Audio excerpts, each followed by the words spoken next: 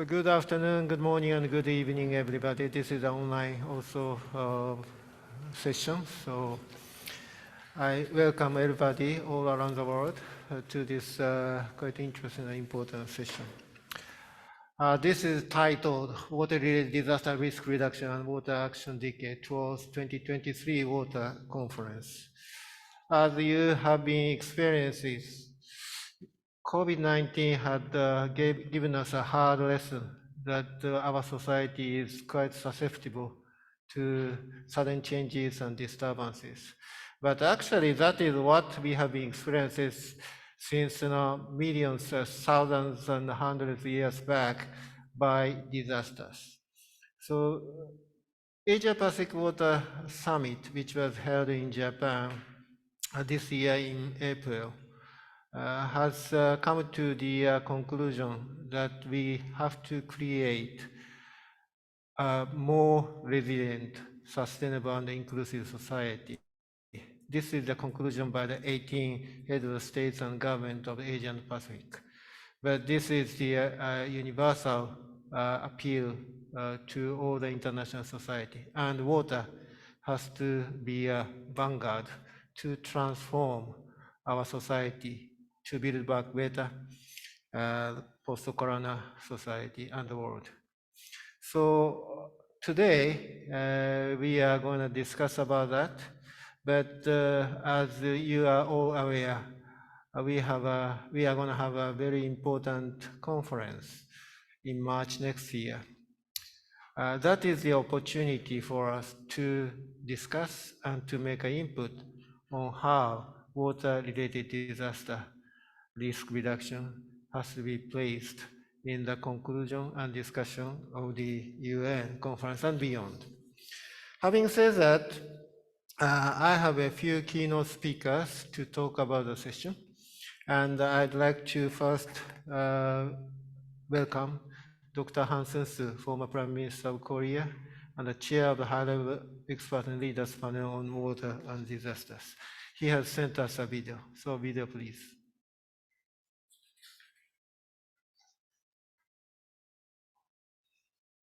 Dear participants, ladies and gentlemen, World Water Week has long been the center of water deliberation for the last 30 years since 1991.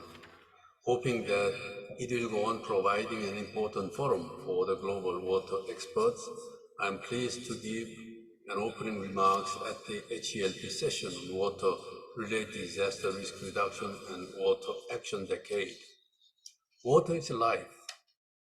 The successful implementation of the SDG 6 and water-related targets is crucial for realizing the whole 2030 agenda. Water is also a threat to life. During the past 20 years, disasters directly affected 4 billion people, out of which 3.8 billion or 95% were by water-related disasters. Economic damage is also enormous, amounting to $1.8 trillion globally during the same period.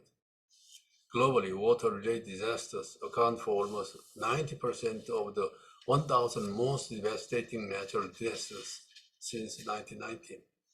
Damages attributed to water-related disasters amount to 15 to 40% of annual GDP for some countries. Moreover, climate change is exacerbating the incidence and extremes of hydrometeorological events, most noticeably through floods and droughts. Ladies and gentlemen, COVID-19 pandemic has gravely affected countries all over the world, socially and economically, and disrupted efforts to achieve the 2030 Agenda for Sustainable Development. At the Asia Pacific Water Summit in Kumamoto, Japan in April this year, 18 heads of state and government intensely discussed how the world can build back better from economic, societal, and political devastation triggered by the pandemic. They came to the conclusion that we should transform our society to a quality-oriented one that is far more resilient, sustainable, and inclusive than before the COVID-19. They agreed that water should play the central role in this global transformation. Connecting policies and actions on climate change, water and disaster risk reduction through water is the first and inevitable step countries should take. The question here is how we can make this trilateral connection happen at all times. Ladies and gentlemen, as you may know, we will have a series of important events on water this year and the next. The United Nations 2023 Water Conference in March 2023 will be followed by Sendai Midterm Review Conference in May, while COP process focuses more on climate change adaptation, including one through water. G20, G7, and regional summits are also important opportunities to feed water messages directly into leaders' discussion and decisions. To ensure tripartite connection among climate change, water, and disaster risk reduction, we at the HELP plan to organize G20 special event on water disaster in Bali, Indonesia in November this year, November 11th this year, special symposium of the 9th International Conference on Flood Management in Tokyo, Japan on February 18th next year, and the 6th United Nations Special Thematic Session on Water and Disaster back-to-back with the United Nations 2023 Conference in New York next year. The session today is an important opportunity to discuss position, policies, and actions on climate change, water, and disaster risk reduction in the sequence of these global events with focus on the 2023 Water Conference. What messages should we give to the leaders of the world, and what actions should we urge them to take? Your experiences and ideas will count very much. I very much look forward to your lively discussion today. Thank you for your attention.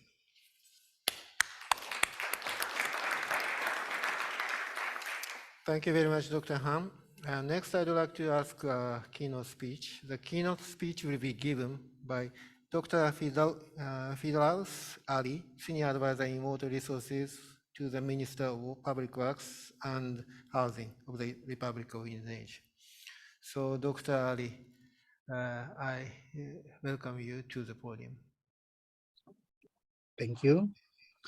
The Honorable His Excellency Dr. Han Sung-so, Chair of the High-Level Expert and Leaders Panel on Water and Disaster, Professor Kenzo Hiroki, distinguished speaker, guests, ladies and gentlemen.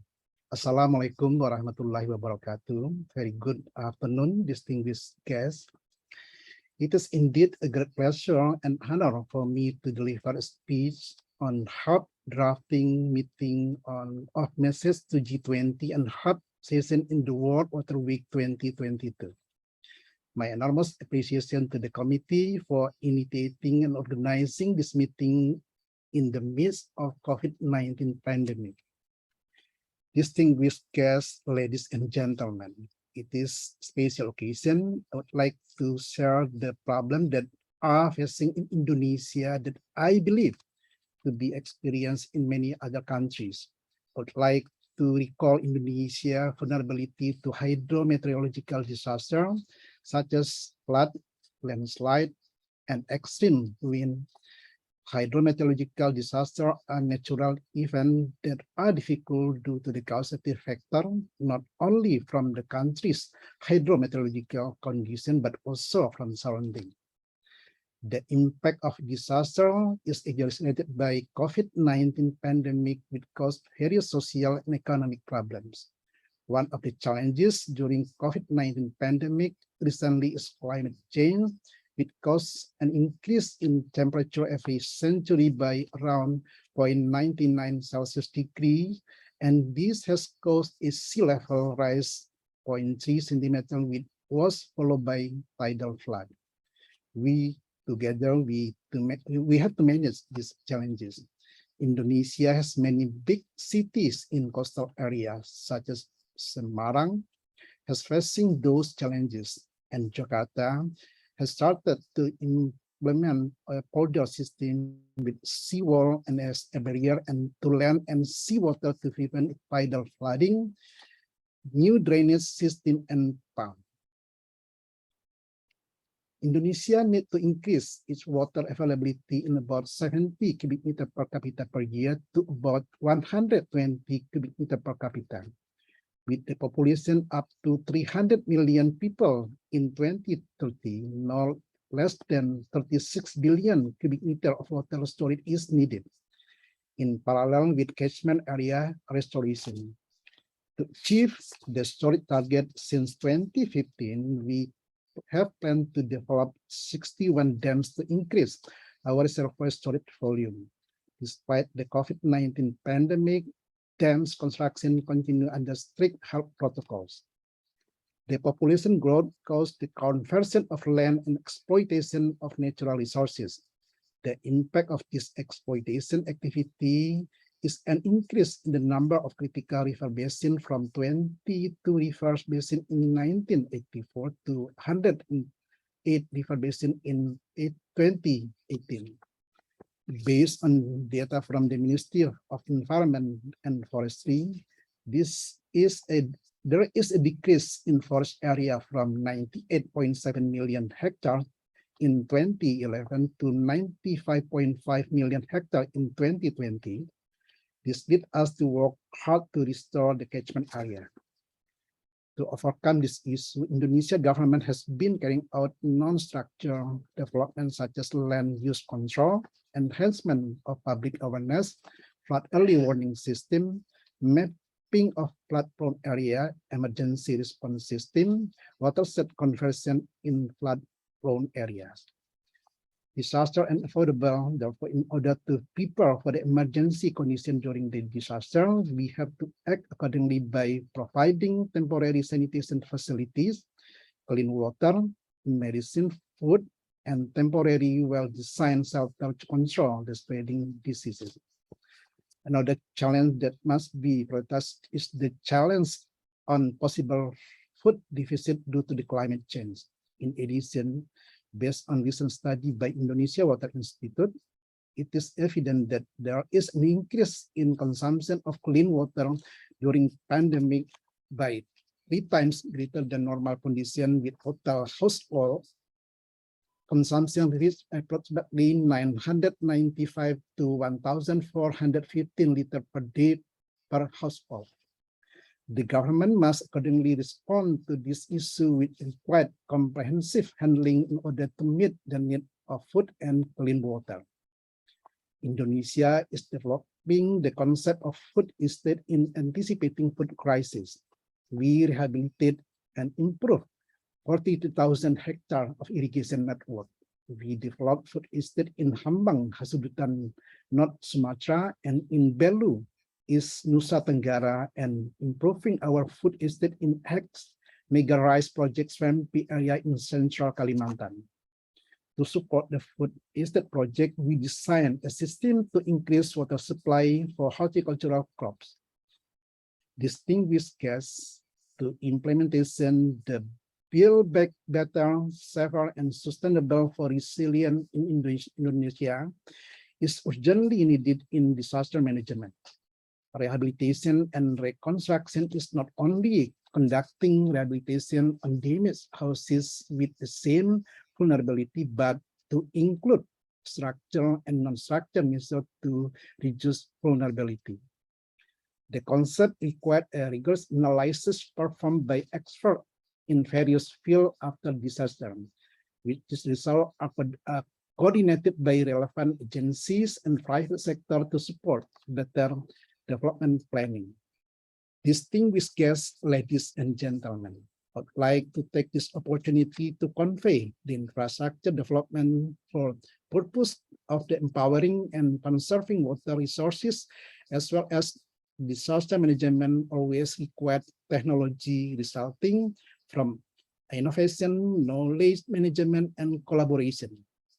I believe this event will be beneficial for all of us, and this forum is a great opportunity to exchange knowledge and experiences on water-related disaster reduction and water resource management action to increase the resilience of countries to disaster.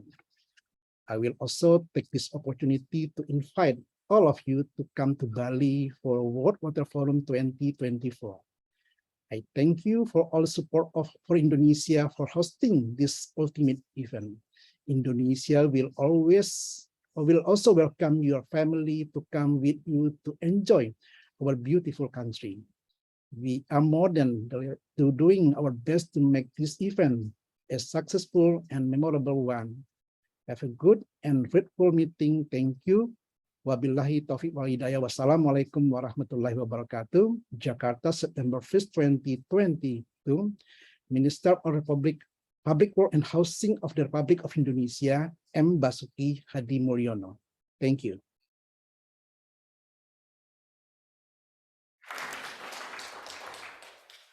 Thank you very much, Dr. Ali, for excellent keynote speech. And I really appreciate your speech from Indonesia. So next, let's hear from the co-host of the 2023 Water Conference. You may have attended in the morning already on the briefing conference on the 2023 Water Conference. But today in this afternoon, we are going to have a focused presentation on water-related disaster risk reduction, climate change, and UN 2023 Water Conference.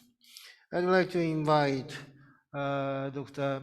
Henko Wink, the Special Envoy of the Netherlands, and Dr.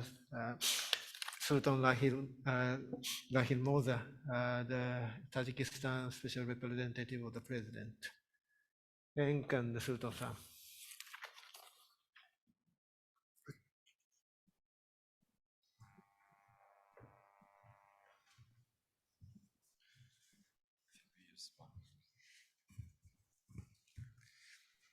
Hello, good afternoon.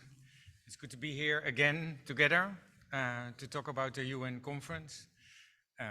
It looks like we can never stop, and it actually is true, because we want to make sure that we align everything towards next year's conference. I really want to thank Kenzo and the Help Secretariat for positioning also the UN 2023 Water Conference exactly in the context of water and disasters towards 2023 and beyond.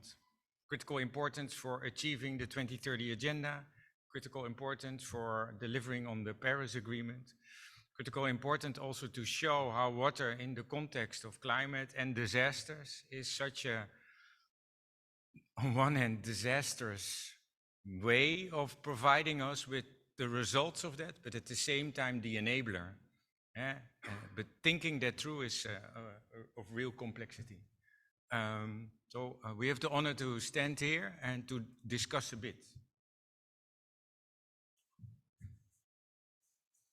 Nothing new, when we think about the challenges we face. But it's important to continue to highlight why water and disasters are, one, critically linked, what the impact of these interlinkages are, how that understanding of these interlinkages can us help understand what we can actually do to mitigate the risks, but also mitigate the root causes that come with these risks, to get to solutions that not only shy us away from that future we don't want, but help us inform strategies to go beyond. Resiliency is not bouncing back, but is reinventing the future. And water really can provide that lens. Good afternoon, everybody. It's a very pleasure to be here.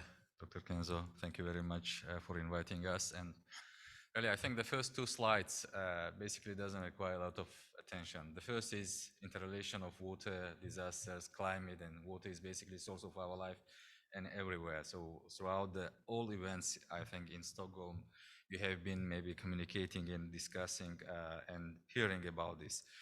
And these are some figures basically about the interrelation, but I think Dr. Han Sang-soo also mentioned about the economic impact, about the other issues. The next slide is about the 2023 conference. Basically, also I think that many of you know about the conference, but maybe just to add date, 22nd, 24th of March. It's basically 3 days in UN, at headquarters of the UN in New York, but co-chairs, we would like to make it bigger, to make it with more impact, and we are thinking basically to make it the Water Week in New York. We're celebrating water. Theme: midterm comprehensive review of the implementation of the goals and objectives of the International Decade for Action Water for Sustainable Development. Yes, the conference itself, it's about the midterm review of the decade. But looking back, the only conference dedicated to water, UN hosted in 1977 in Argentina, Mar del Plata. So 46 years, almost 50 years. The second in the history of UN and the first after almost 50 years. That's why, as co-chairs, we decided basically to go beyond the decade, because it's a unique opportunity for us. We missed a lot so far, and it is time basically to think different. That's why the short name of this conference, UN 2023 Water Conference. It's not a water decade, it's a water at all, basically. Key objectives: support to achieve international agreed water-related goals and targets, including those contained in 2030 agenda. But again, going beyond the decade, so we are thinking that the conference should make impact not only for the decade itself and not only for the agenda of 2030. We have to think beyond the 2030 too, because we will not stop in 2030, again, since water is our life. Presidents of the conference, we are lucky, we are happy that we have been selected as co-chairs of this historical gathering in New York, but it is also a big responsibility. So we feel it, and then we are doing our best. We are doing our best to make the conference a big success, but only with your support. So UNDESA and UN Water playing the role of the secretariat, supporting the co-chairs to make the conference a big success. So we are working together. Secretary General of the conference, so now Mr. Lujamin, I think, left his position, but new USG on the Economic and Social Affairs is coming soon, I think, in the UN. So it was a decision on May last year by the Secretary General of the UN that the Secretary General of the conference will be under Secretary General for Economic and Social Affairs. Preparatory meeting will be soon in October 25th. It's a official one with participation of the member states and other stakeholders to finalize the themes of the conference. But on 24th, the PGA also is hosting the stakeholder meeting to have a consultation with wide participation of different stakeholders to discuss and to feed into the discussion on 25th. And the website, so I think easily can be found in your devices, basically. That's the conference, and that's also how we got there. Because of the challenges and the stepping stone and the preparatory process. And the Netherlands and Tajikistan got together soon in this process in prepping the modalities resolutions and beyond, and say, okay, but what is our vision for this conference? How are we going to make sure that this is indeed, in our vision, a watershed moment for the world? As Sultan rightly said, this has to go beyond anything we've done thus far.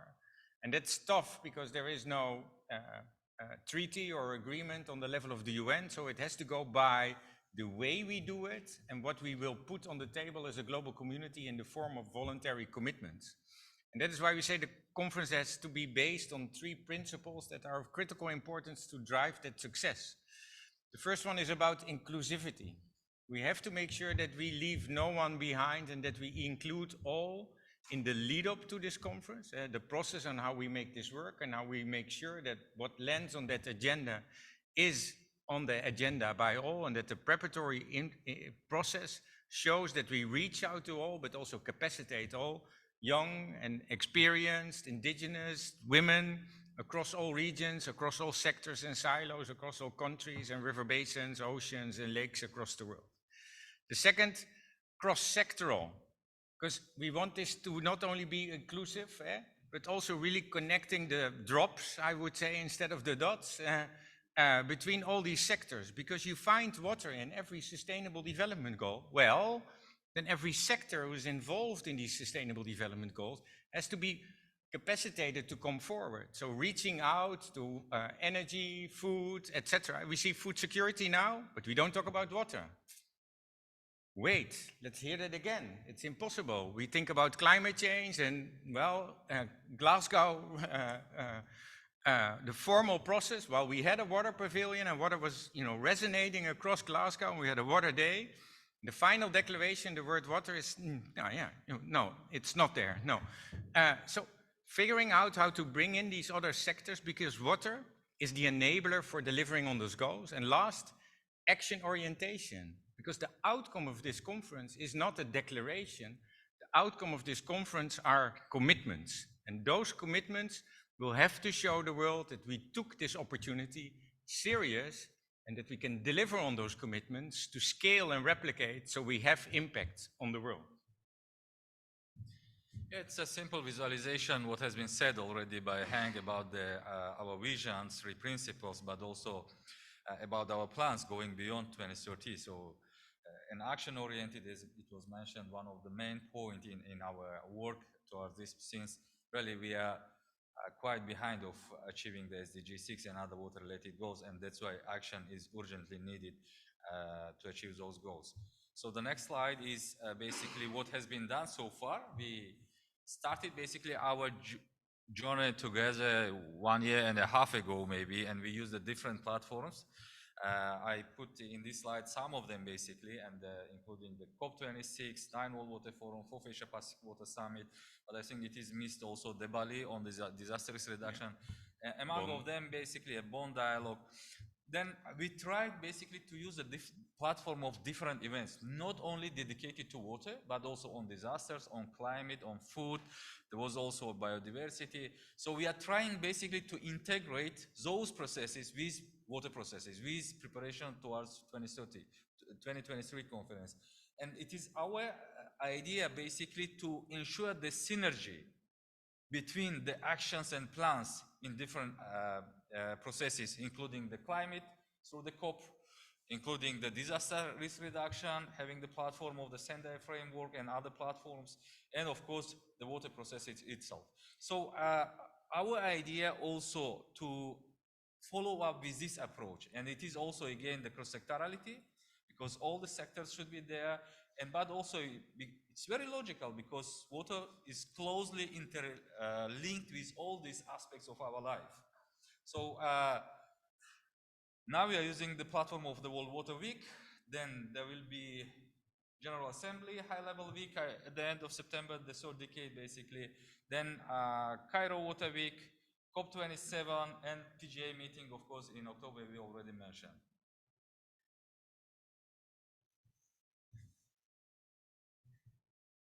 The conference will consist of a high-level part, where heads of states, heads of governments, and their representatives will be invited to not give a statement, but really to commit. To not again go to the world is falling apart, but really to go, this is how water is the enabler for the actions we want to put forward. Next to this high-level segment, perhaps one of the most important parts of this conference are the interactive dialogues. And those interactive dialogues are organized according to 5 themes. The themes will be decided and finalized on October 25 by the member states. And the day before, on October 24th, as Sultan already said, there's the stakeholder day.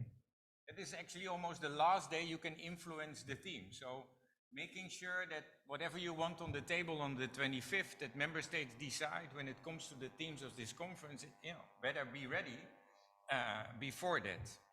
As co-host, we brought, based on the stepping stone, Sultan explained, from Bonn all the way to Dushanbe and beyond, in all these processes on climate and disaster, on health and in regions. And we asked member states and stakeholders in the UN system to come forward. We got this, you could say, this whole pile of ideas that in itself, if you brought them back, were actually close to 5 piles. And we brought them back to these themes. Water for health, with the access to safe drinking water, hygiene and sanitation, alluding to the SDGs as said, water for development, water for climate resilience and environment, water for cooperation, and the water action decade. And number 3, of course, directly links to DRR, but the others too. So think about these themes not as a blueprint, but as a way to address the many challenges that the world faces. Health is also planetary health, not only human health.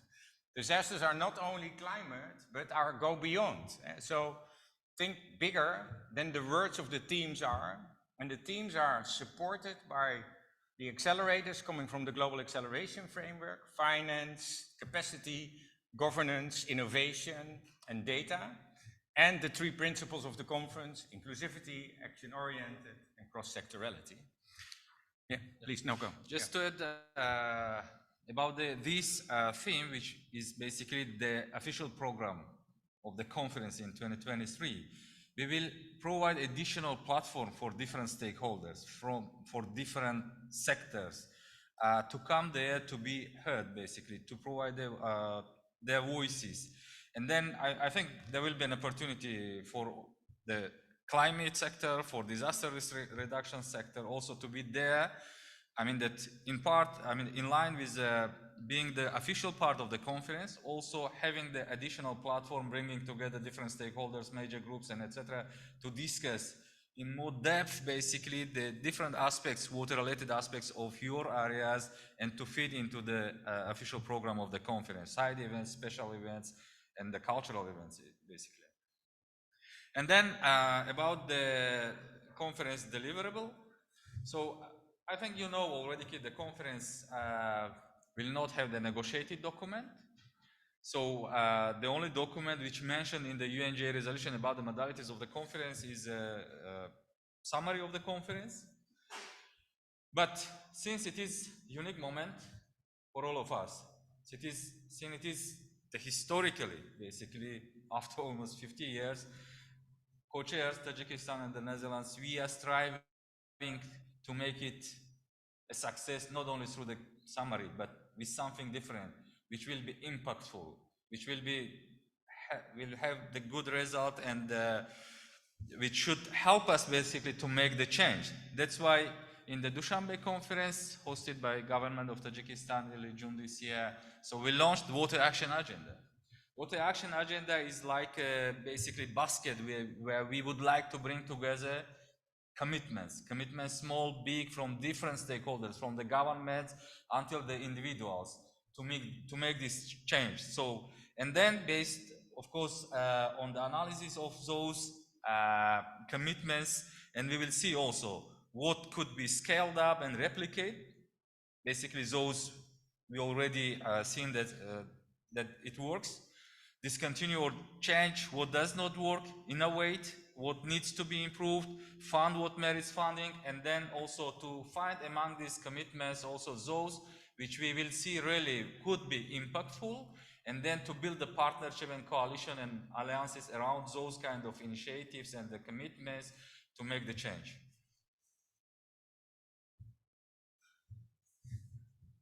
I skipped the it's just visualization. Visualization. I went through it a bit, showing already while Sultan was talking, and I'll talk a little bit more in depth on this water action agenda.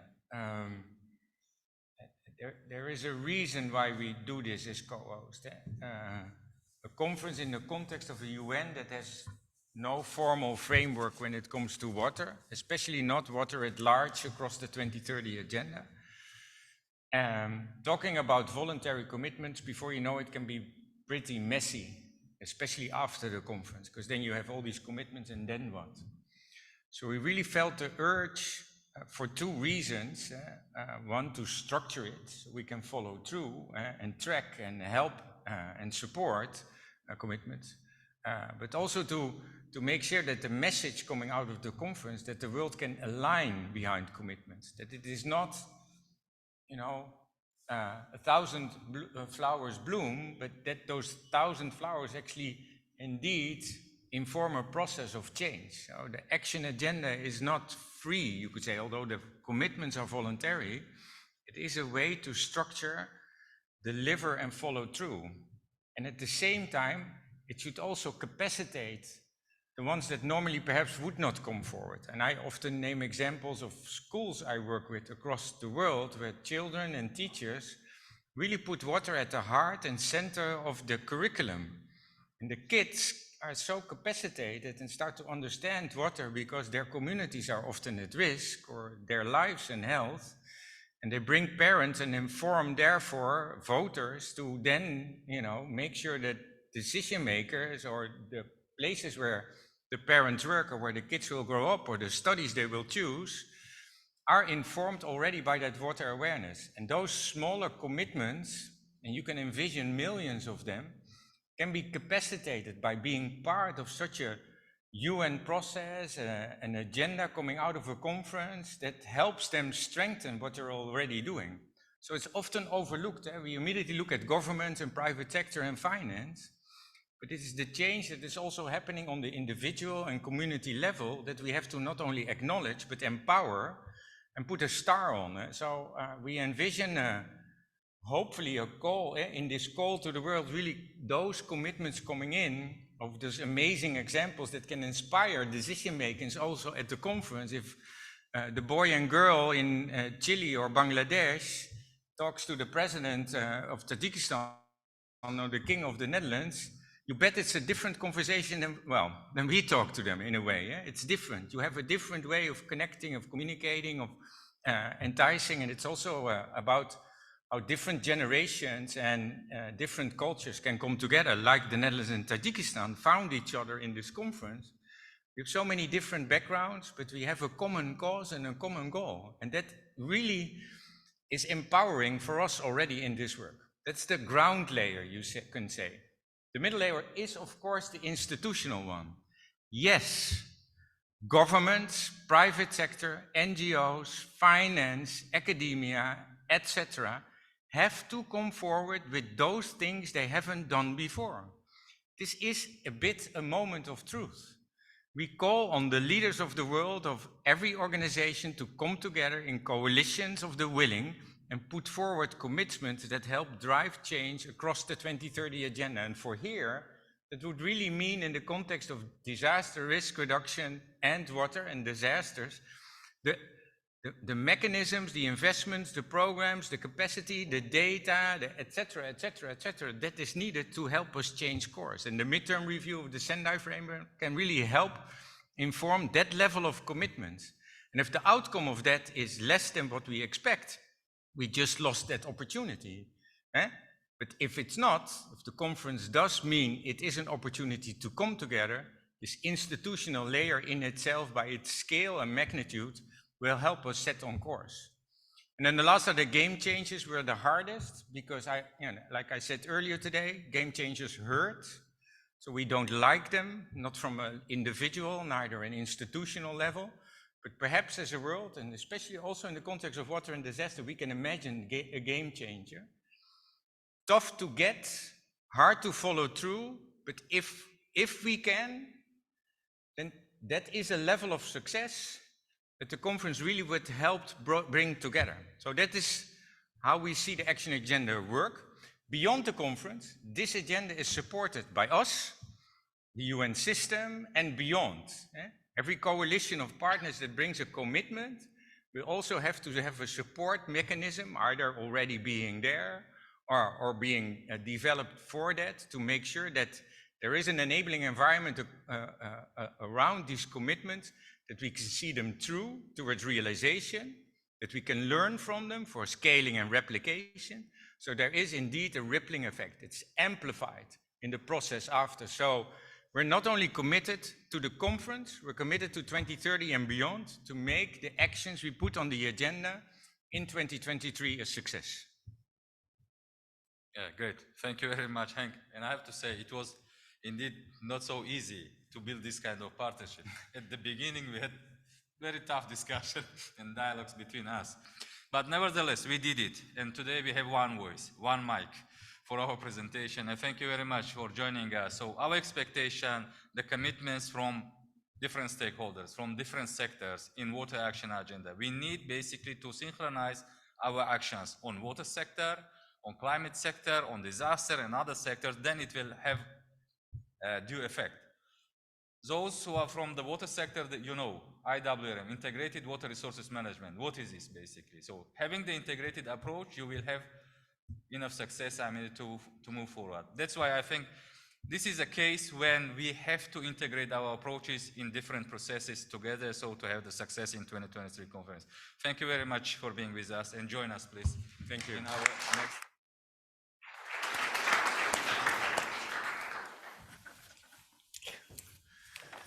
Thank you very much, Hank-san and Sultan-san. Whenever I see your presentation, you are getting more and more synchronized, and your speeches are more, smoother, meaning that your ideas and the concept of the preparation of the conference is more polished, and your coordination is closer. We are very much happy that you two are working, Tajikistan and the Netherlands are working in tandem. Having said that, I'd like to start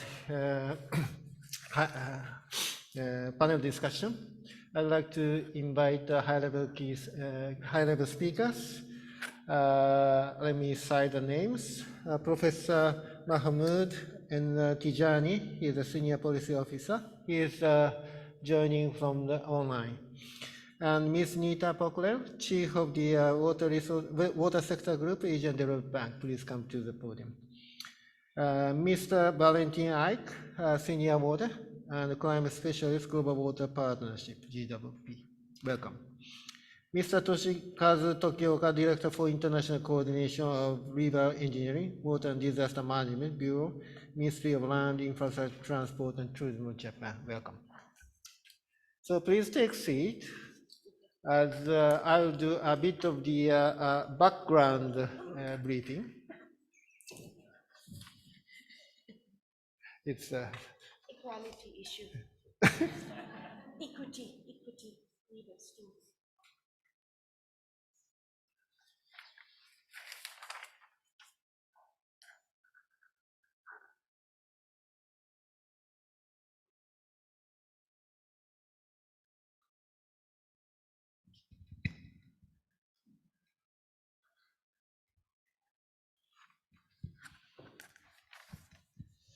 Okay, just a brief global overview of water and disasters before starting discussion. And for water-related disasters, you have obvious flood, droughts, hurricanes, debris flow, slides, tsunami, and tidal waves. You can name it. Then those disasters are increasing in numbers and impacts. Like, this is, I'm just visualizing what my previous speakers have said, like Dr. Han. And as you can see here, for the past 100 years, number of the reported natural disasters are skyrocketing, together with the number of the people, and estimated damage caused by natural disasters. Then, most of those increase are caused by water-related disasters. As you can see here in this graph, flood is increasing very, very rapidly, storm also, mud flows and wetland slides, but not much of the earthquake and other geological disasters. So, the increase is due to water-related disasters. And this is the number of the people affected by the disaster. Total of 4 billion people are affected in the past 20 years by disasters. And that means that if you have a life of the 60 years, then at least twice you will experience disasters. And out of those 4 billion, 94% of disasters are water-related. And you can see the economic loss caused by disasters is storm, flood, earthquake, drought, wildfire, and etc. And again, 69% of the economic loss by disasters are water-related. And this disaster impacts are increasing quite rapidly compared with the past 30 years back. The number of the reported disasters have increased by 74%, total deaths by 3, affected 24, and economic loss 82. So it is obvious that climate change is giving impact on the disaster situation. As you can see here, already climate change is occurring before in front of our eyes. Then a report confirms this fact again and again, like IPCC report. And that is recognized by the governments and officials. This is the disaster management recognition of the government on the disaster importance of the disasters, disaster management. As you can see here, red and orange, that is the increase of the importance, is observed by all the governments. And this is also the same figure. And as you can see here, recently, many of the disasters happen around the world. Like this is a case for the Germany, as you can see here. And this is the, actually a picture drawn on the wall of the house. And as you can see here, the floodwater level in 1910 it's at the lower part of the wall, and the 1804 in the middle, and the recent one is the highest. And also drought is increasing in numbers and severity, as you can see here, worldwide. And one thing which is quite disturbing for us is the twin disasters of pandemic, COVID-19, and disasters like that happened in Amphan by cyclone Amphan in India. When the cyclone went through the city of Calcutta, the number of the disaster, number of the COVID-19 jumped to the double because of the crowded shelters and no protection to the evacuating people, etc. But also disasters are a chance for the peace, like in the case of South Africa.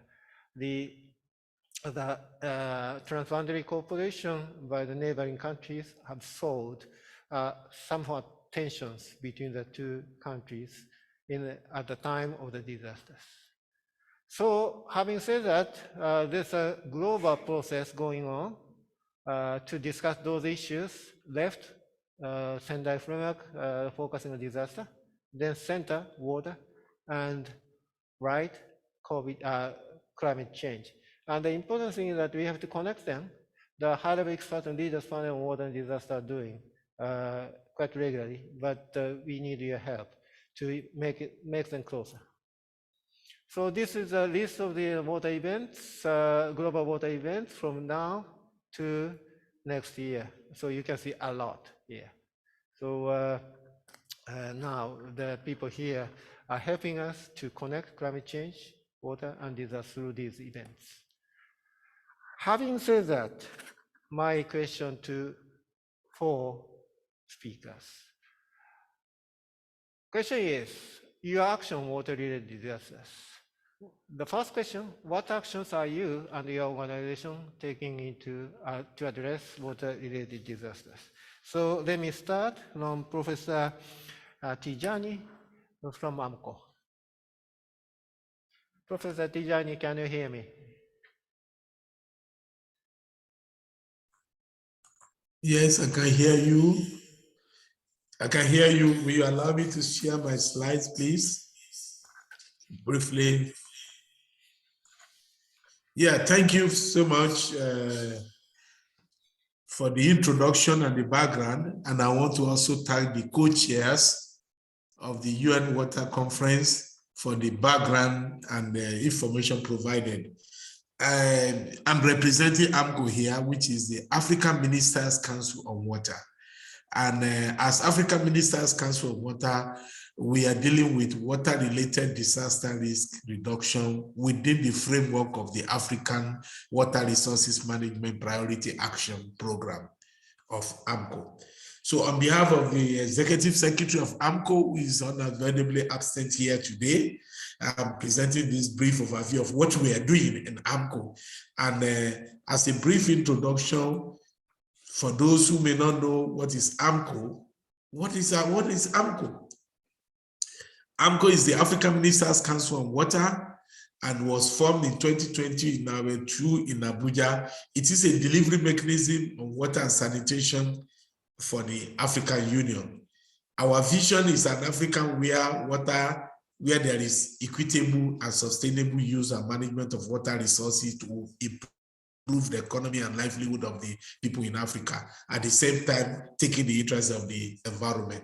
Okay, our mission is to provide political leadership, political direction, and advocacy in regards to the management of water resources and ecosystem in Africa.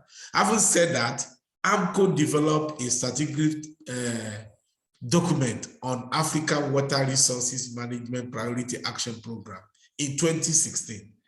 And this program, this water priority action, is aimed at assuring resilience of member states to anticipated water availability challenges due to climate uncertainty and to address water-related disaster.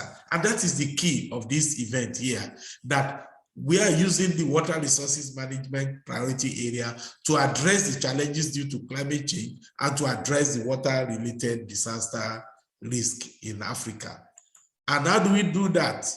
If we move forward, we realize that those priority areas, we have 4 areas: ensuring water security in Africa, enhancing resilience of climate change and water-related disaster risk in Africa, then strengthening information system for water resources monitoring and assessment, and the last priority area is improving environmental integrity through wastewater and water quality management. If you look at all these things, we have some global aspect, and the global aspect is that water resources priority action is designed to achieve SDG and to also achieve the Sendai Framework on DRR.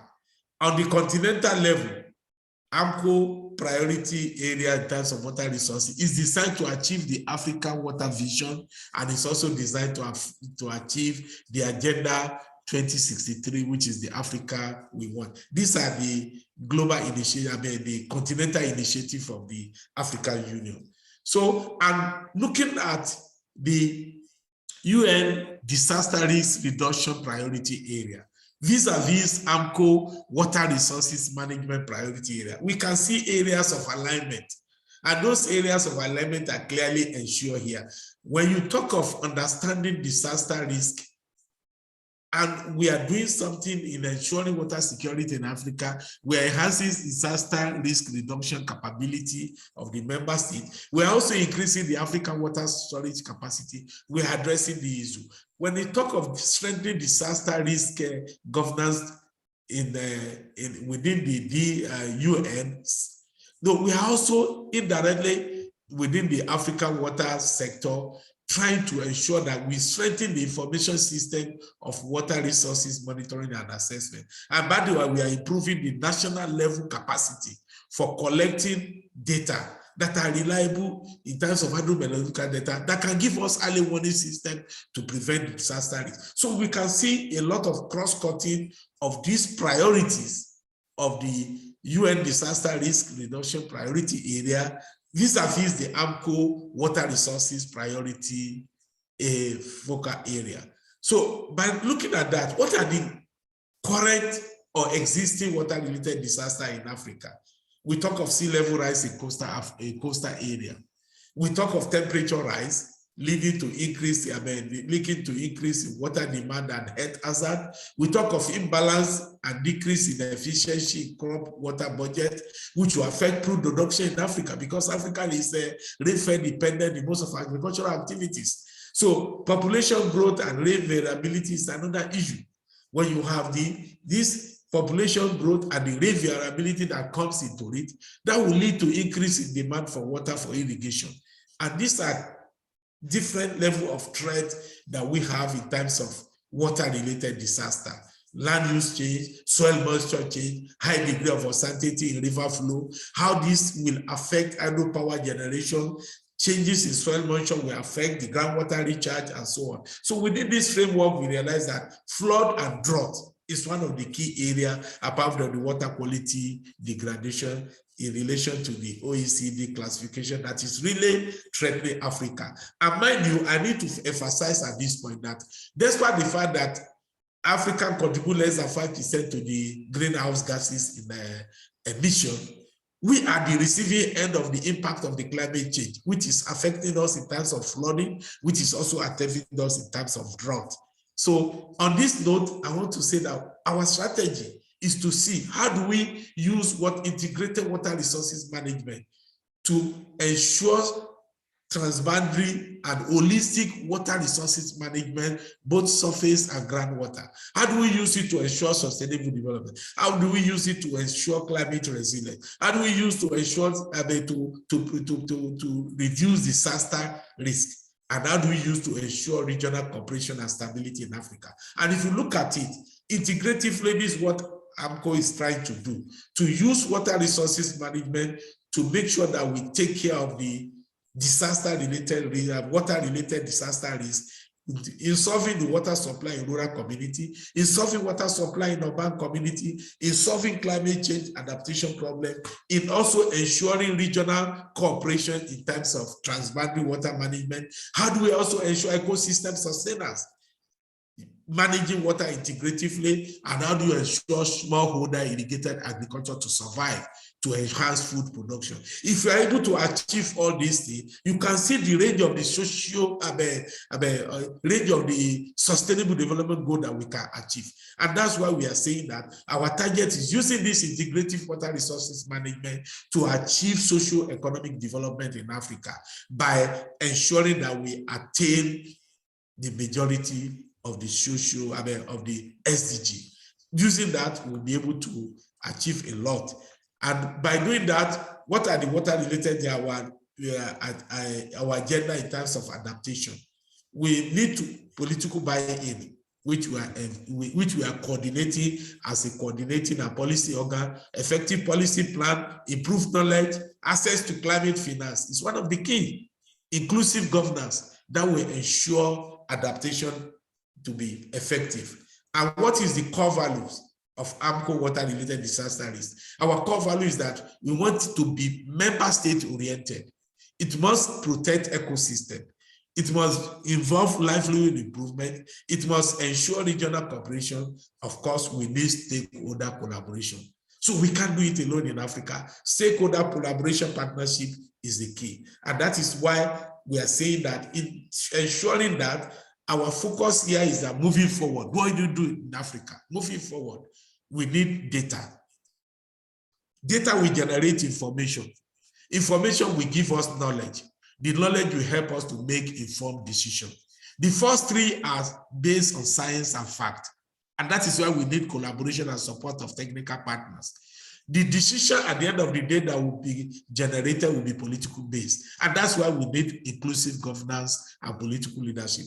And in doing this, we realize that AMCO need member states, regional economic community, regional institutions, science and innovation technology, private sector involvement, gender youth involvement, development partners and donor agencies. All of these are what we are targeting as part of our partnership and collaboration to be able to achieve capabilities and sustainable integrated water resources at country level that will drive water-related, that will prevent water-related disasters in Africa.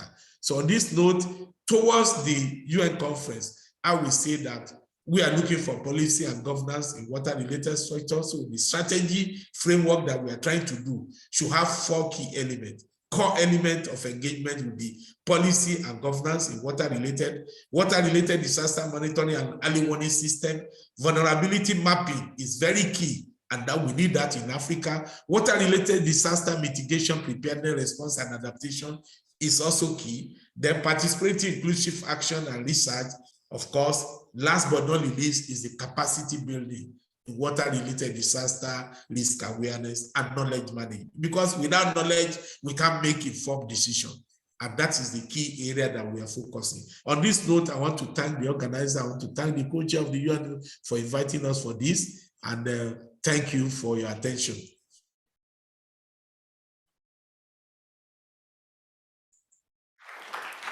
Thank you very much for giving a very clear picture about how AMCO is going to address water-related disaster risk reduction and your recommendation message to 2023 conference. Now, I'd like to invite Nita-san for your presentation. Thank you, Kenzo-san. I want to bring you right back to Asia and Pacific region from Africa. And also, I want to bring you the voice at a granular level from the field. Because sometimes I worry, we worry, when everything is at very high level, interministerial level, we forget action happens on the ground by the water entities. And we call 3Cs. This is, I love the 3C combination. I'll be using quite a bit of it, so bear with me. The clients that we work with at the Asian Development Bank, the municipalities, the water supply and sanitation entities, irrigation management entities, river basin managers, they're our first C. Second C, the consultants who help them build, plan. Third C is the contractors who build on the ground.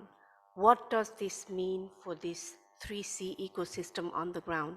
What do they do differently for us to meet our really lagging SDG 6 targets that then impact every other SDG targets? This is where I want to focus my presentation. It's a pleasure to be here. Thank you for having Asian Development Bank. My name is Nita Pokhrel. I'm the Chief of Water Sector Group there. Okay, very short snapshot challenges. I won't read any of it. Henk and Sultan are such powerful, supercharged advocates of this, and thank God I didn't go after them, because otherwise it puts a lot of pressure on me. The energy they project in saying what the challenges are. These are of our region, Asia and the Pacific region, and 46 developing countries that we cover. We are the most populous. We are the least water, most, per capita availability is least. Most disaster impacted region in the world, water-related disasters. Food security, already we, on average, we consume 70% of fresh water for irrigation.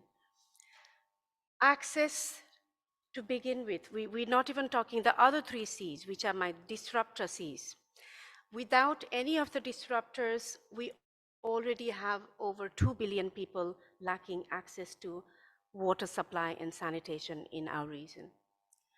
Wetlands destruction, biodiversity loss is at the highest level there. Water quality is rapidly deteriorating. We also have over 50% of the megacities in the world in our region discharging 80% of their wastewater directly into water bodies. So our baseline is really low. And then you throw some of these Cs, the disruptors, climate change, first C. 2-degree scenario temperature increase with climate change in our region, we are facing something like 15% GDP loss with disaster-related risks, or water-related majority of them. Other C, COVID-19. COVID-19 recently has thrown our region back by 2 years in progress. Millions of people have been thrown back into poverty line that we could have lifted. Now, third C, food crisis, the crisis that we're seeing. Who knows what the impacts will be? We're just beginning to see them. So if you add all those Cs, then we have no choice to take forward how do we make water sector more inclusive. What do we do differently at the granular level? More resilient. What does it mean for us? It's all high level, counting is great. Climate ministries have been leading this dialogue of NDCs, long-term strategies, and the actors on the ground are at loss. It feels too daunting for actors on the ground. It almost feels like it's not our agenda. I am a water supply and sanitation engineer, and I used to build on the ground before I came to ADB. So what does it mean for them? What do they do differently to be more resilient? Bringing those entry points and bringing them home. Inclusivity. How do we will perish if we continue to be what we are, continue to do business as usual without being inclusive. We are not going to get there.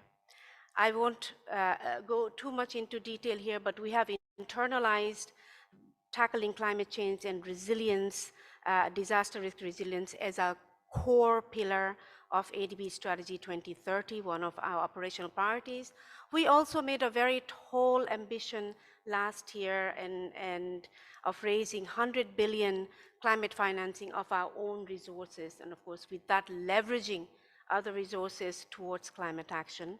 34 billion of that is for adaptation financing, and we, water sector, must play our part in meeting that.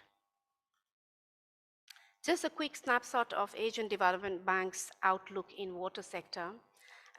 Many of you may not know. We are gradually diversifying the portfolio. It used to be heavily water supply and sanitation, but now it's gradually more adaptation-focused interventions, natural resource management, flood management, and more modernization of agriculture and drainage. We are diversifying. You can see we are quite strong in mainstreaming gender and inclusivity in our projects. We are the only MDB where we go back after project completion to check how did we do in this, in inclusion and gender equity after the project, and we rate ourselves on that. Portfolio of private sector participation, we define it with longer term participation of private sector after over 5 years of engagement, and we are seeing growing involvement there. Private capital mobilization, I think none of us are doing well. We're not making water sexy enough for people to bring, but that's our prime focus. How do we mobilize?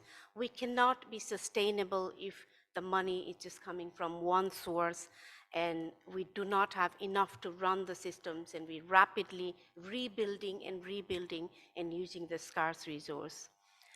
Finally, on this, again, climate change actions, we are seeing water sector contributes 40% of ADB's adaptation financing. We are growing, and we would like to see a lot more. What are we doing? What are the actions we're taking forward? So we just launched a guidance note 2 weeks ago. ADB held Asia Water Forum. We do that every 3 years to bring the voice of our region, Asia and the Pacific. And our chair of Water Advisory Group is Dr. Han San-so, who you heard earlier. He launched this at Asia Water Forum. This gives us entry point. This is targeted to our implementing agencies on the ground. We work with more than 1,000 of them, and in any entity in Asia Pacific region. Where are the entry points? What can they do differently? How can we resource them to do differently? Our own staff, our community is 600 in water sector and water nexus, I would like to say. It's energy people who need to do water differently. And I also made this request to CV organizers here. Next year, I hope we see the nexus, not just water people. We are already the converted. We need to have energy people here, making them blue and telling them how to reduce water, energy, fix the nexus and reduce water footprint. Transport people, IT people, how do we bring digitalization into water and transform the sector? So I hope we see more of that water nexus people. Without them, we cannot achieve our targets also. So what does it mean for them? And that we launched. We also launched the Asia Pacific Water Resilience Hub. I know you've probably seen hundreds of hubs around the place. This is really targeted to our 1,000 entities on the ground. What can we bring? All you wonderful people have lots of tools and knowledge that has been produced around the world. But our 300 Purushavas that we work with, Purushava is a small municipality in Bangladesh. They don't know what's out there. Can we bring them home? Same with other countries that we work, the engineers, the fixers, the quality controllers on the ground. What tools that everybody, all of you have produced that we can channel and bring home towards these actors who will actually make a difference by using these tools. They contractors, what do they build differently? The consultants, how do they plan differently? Those tools we want to bring home to Asia Pacific region, to our actors on the ground. We are all about on the ground. You are there to talk high level. We want to bring on the ground resilience, on the ground inclusivity, on the ground sustainability. And this is what the hub is about. Join us. We will leave this pamphlet around if you haven't. And with that, I would like to conclude. And sorry, one last thing, Kenzo-san. I think I'm still within my time. Okay. So this is our commitment also. We are going to be launching, starting at COP27, Asia Pacific Water Resilience Initiative. We hope many partners, including Netherlands government, Japan government, Korea government, will join us and other partners in this.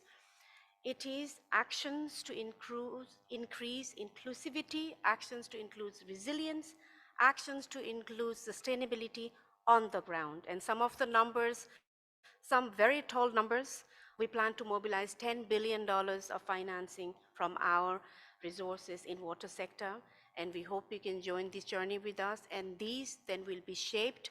And for all three pillars of inclusivity, sustainability, resilience in the water sector from the ground, will take the commitments to 2023 and beyond. And beyond is very important. And we cannot do this alone. We have to do this together. Otherwise, we'll never get there. Thank you very much.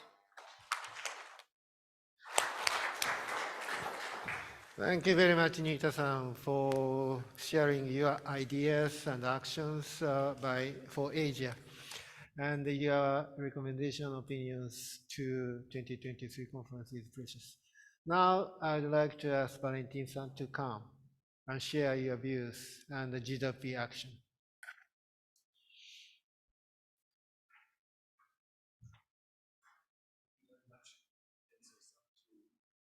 Inviting us and giving us this opportunity to present our ideas and our perspective on DRR and in the water context.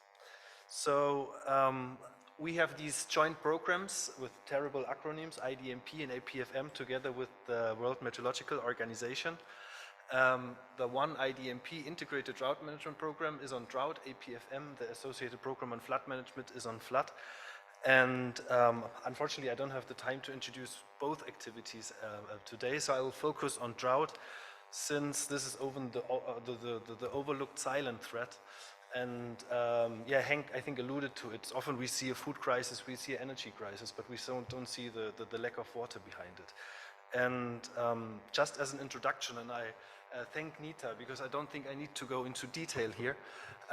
With this slide, I just wanted to show that all these high-level processes, we speak about Sendai, we speak about Paris, we speak about the Water Action Agenda, of course, and the UN Water Conference, but what we want to see at the end is really change on the ground. And this is just an overview of what GWP is currently doing all over the world in regard of the climate resilience program. But yeah, as I said, I won't go into detail. I want to go to become really concrete in regard of drought and what our joint WMO GWP drought program is actually doing. So the way we operate is through this help desk, but we also have, of course, other ways to operate. But this is one of the main vehicles. We are doing it. And of course, we are doing it not alone, just with our two organizations, but we have over 40 partners from UN level, from national level, from NGOs, from academia, research, also private companies that together with us maintain this, this help desk since almost 10 years. I will come to that later. And you will find it on droughtmanagement.info, and the main functionalities are found. You can find resources there. Everything in regard of drought is there, so you'll find policies, national policy, things like that. You can directly ask through this help desk, and we receive, for example, requests from governments. Could you please help us in providing or helping us coming up with this drought strategy, for example, and then we try to find funding together. And yeah, other types of requests are really from students. Can you help us with this and this index? And so we'll have this great partner base here where we can then relate the questions to. Like if we have a finance question, we can ask World Bank colleagues to come in.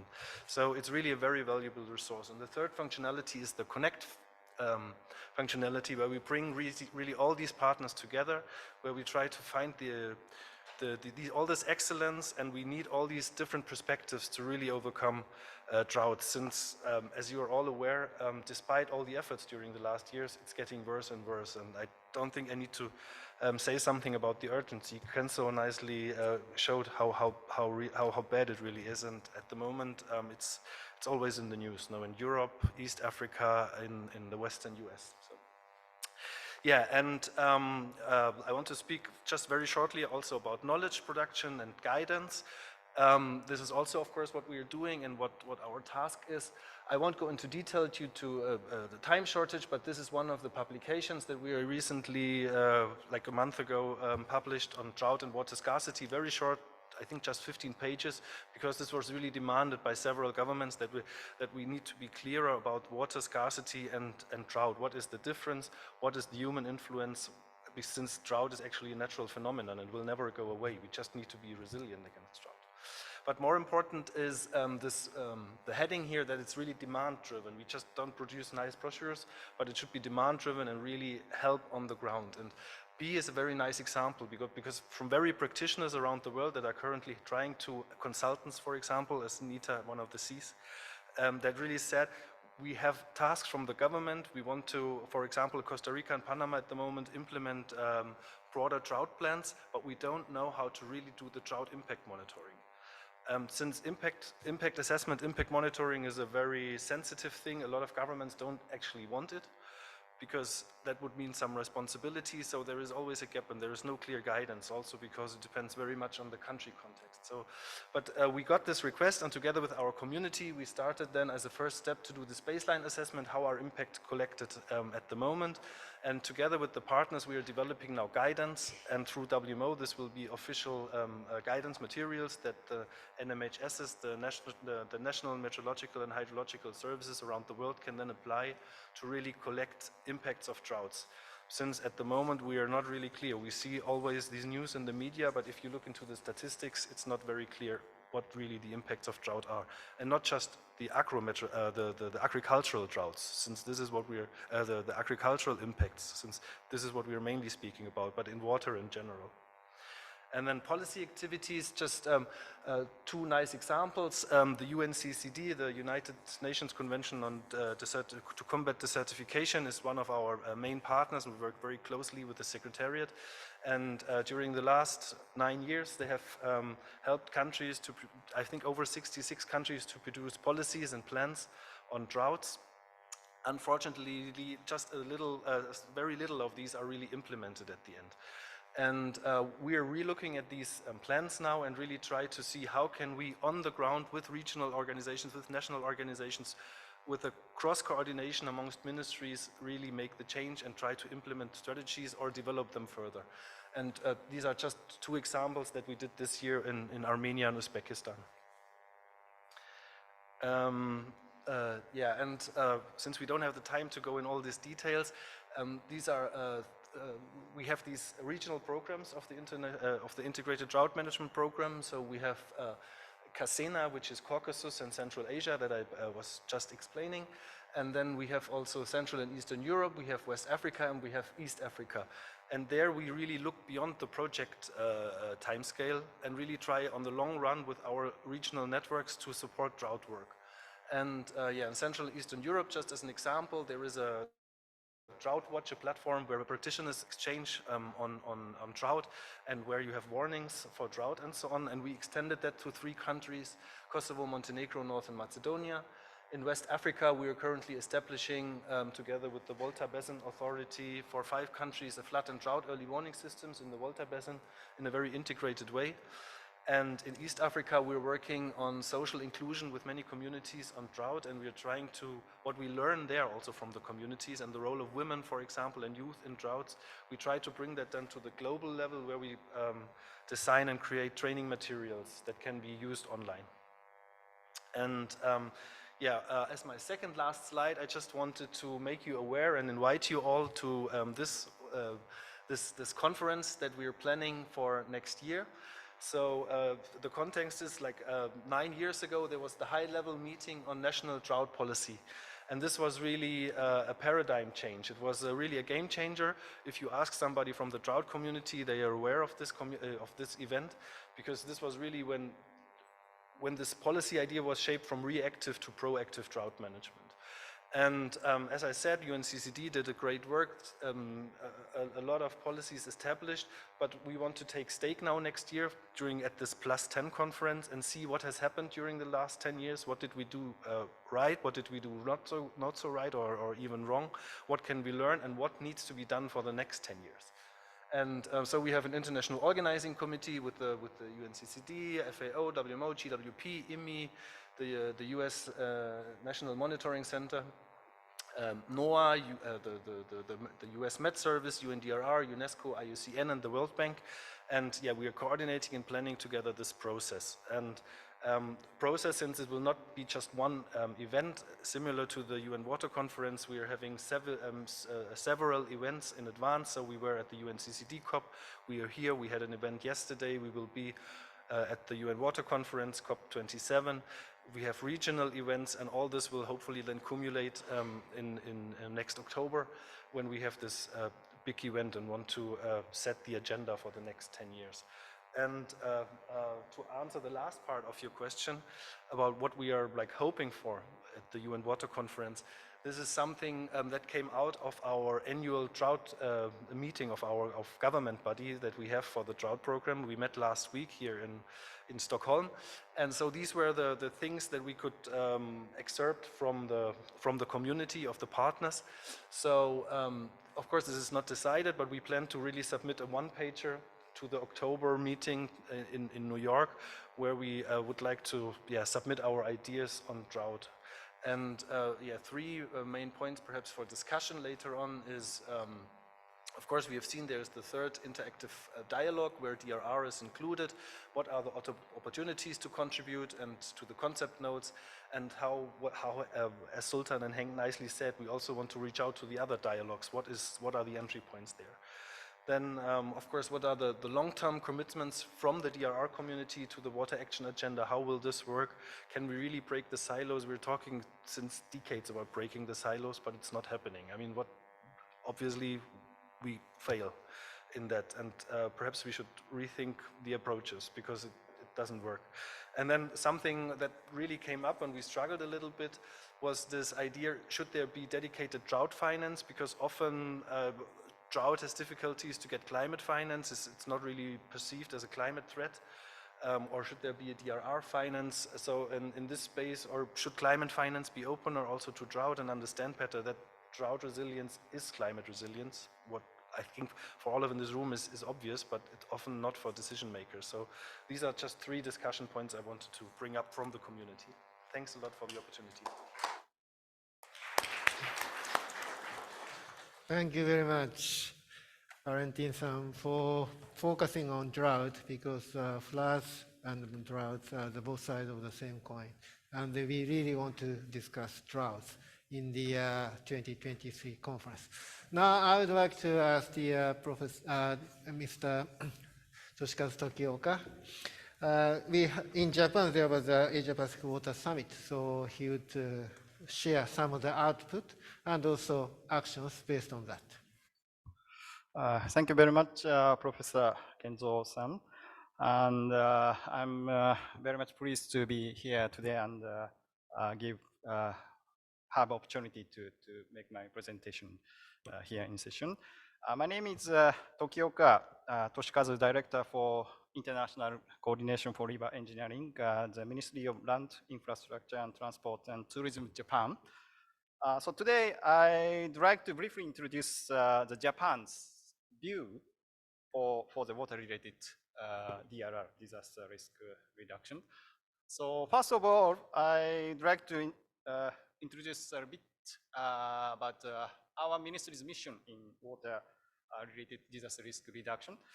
And we are responsible for, our ministry is responsible for the disaster prevention and preparedness and disaster emergency response and disaster recovery and reconstruction, as well as policy making, planning, coordination among stakeholders as a government agency.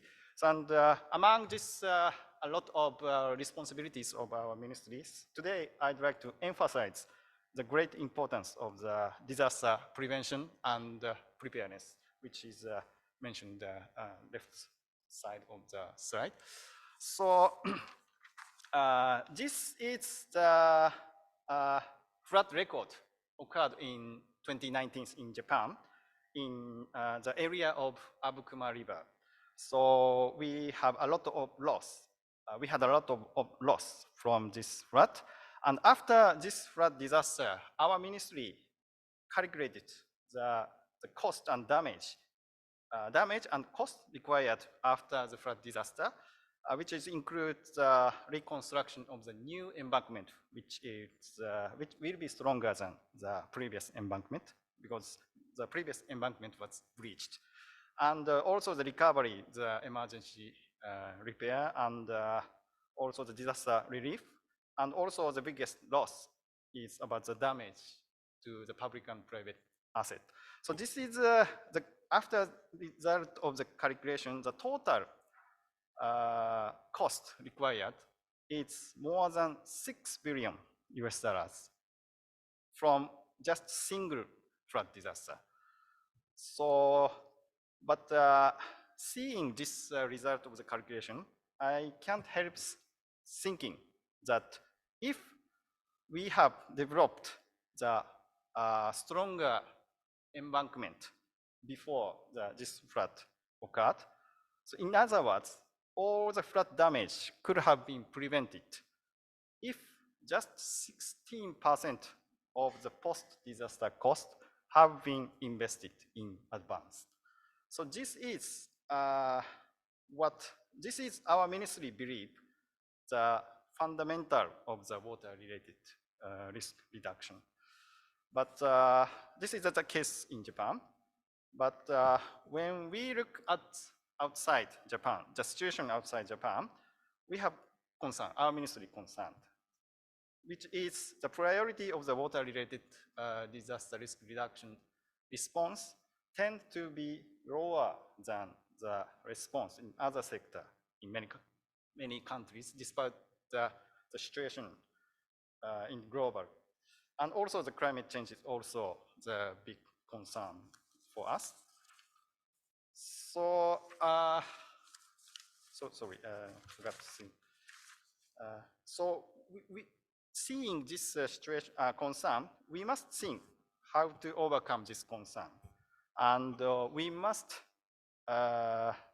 need new idea and actions that the actions that are different from what we have done before. So thinking about this concern, Japan presented some idea to answer this question in this April in Kumamoto city. So as you may already know, on the 4th Asia Pacific Water Summit. And we get 3 outcomes from this summit. So as a first outcome, we got Kumamoto declaration. So I skip this declaration because of the time limitation. And also, yes. And also the government of Japan proposed some concrete idea in line with the outcome of the summit, which is in this initiative, we are proposing the hybrid technology that simultaneously contribute both in both climate change adaptation and climate change mitigation measures. And also we are proposing providing satellite data to fill the gap of the ground observation data, and also the sophisticating the evaluation of water-related disaster risks. And in this initiative, we also announced the financial assistance for worth 500 billion Japanese yen, which is equivalent to approx 3.7 billion US dollars. And so this is just an example of the hybrid technology which is announced in the initiative. So this is an example of the using the dam. So you see that there is some irrigation dam and water supply dam, which it doesn't have originally have the flood control function, but we can release their precious water from this irrigation dam and water supply dam before flood comes. Then we can secure the flood control capacity in this dam. But you see, so generally the operator of this hydropower dam or irrigation dam usually doesn't want to release their precious water. So our ministry have agreement with this kind of operator. And this agreement includes the condition of the operation of this dam, and also even the condition of the compensation if the water doesn't recover after the heavy rain. So this is what we think, the quality, which we call quality infrastructure to contribute the water-related risk reduction. Also, in order to make contribution to make some infrastructure and operation, we need to evaluate the flood risk, and we need to make some visualized risk on the map. So in order to make this evaluation risk and map, we need to make simulation, flood simulation. And in order to make this simulation, we need data, various kind of data such as infrastructure and land use or the rainfall data. So now we can get this kind of data from satellite, because in some country they don't have data because they don't have enough ground observation point. So this is also what we are thinking about doing in some country, what they need this kind of technology. And also, this is the last slide. I just introduced some types of the satellite data, which is providing from Japanese authorities such as JAXA and the Ministry of Science and Technology. So rainfall and land use and future climate change projection data and flooded area map. This data is all come from the satellite. Yes, that's all from my presentation. Thank you very much.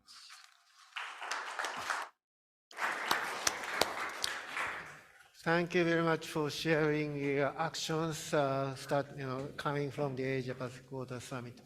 So the time is pressing, but if from the audience, if you have any questions, burning ones, of course the time is almost up. But if you have questions, please raise your hand. Or if not, if you have any questions, just send your comments, questions to the secretariat of this session, and we'll be glad to communicate to the speakers, or we will answer to your questions and share information by ourselves. Thank you very much for coming, and I look forward to continue discussion in the future. Thank you very much.